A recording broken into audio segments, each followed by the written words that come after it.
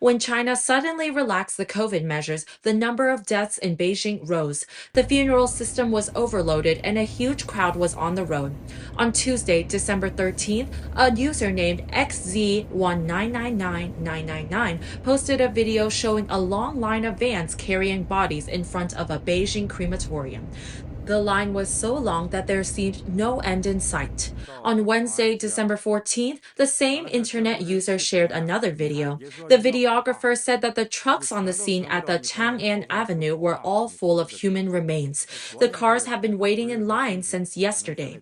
The man said he could not get in because there were daily lines like this. Miss Lee works at the Beijing Eastern Suburb Funeral Home in Beijing's Chaoyang district.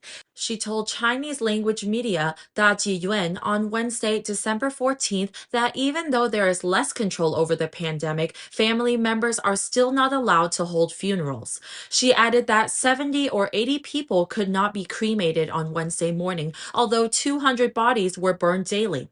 Moreover, she could not go home because of the workload. Screenshots from Dolphin Pepe on Weibo show the chat of medical workers at the Oriental Hospital of Beijing University of Traditional Chinese Medicine. The chat said there is a severe shortage of workers because the funeral home workers tested positive in the past 2 days. As the number of deaths in Beijing goes up, it takes 5 to 7 days to burn the bodies, and the accumulation of remains is serious. The message asks not to interfere or call because there's nowhere to put the frozen remains.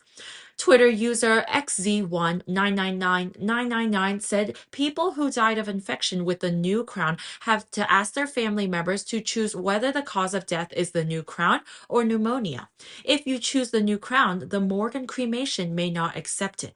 It is to force the family to choose pneumonia so that the number of deaths from the epidemic cannot be counted. Ms. Liang lives in Hebei and works in Beijing. She said that after the communist regime suddenly lifted the COVID measures, medical security could not keep up.